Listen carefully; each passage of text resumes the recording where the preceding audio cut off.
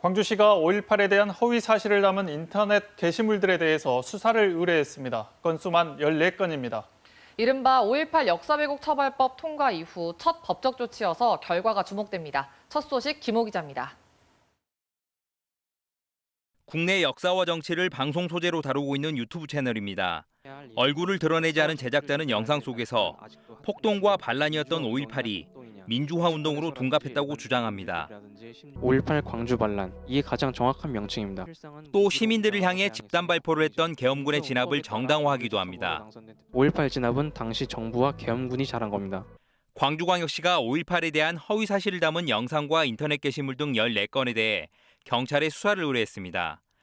5.18 관련 허위 사실을 유포할 경우 5년 이하의 징역이나 5천만 원 이하의 벌금을 물리도록 한 특별법이 지난 1월 시행된 뒤 첫 수사 의뢰입니다. 왜곡하는 행사들은 많이 줄었다. 또 참여하는 숫자도 굉장히 줄었다. 이렇게 보는데 온라인상은 아직도 여전하다. 가장 강하고도 적극적으로 대처해야 되겠다. 이렇게 마음을 먹고.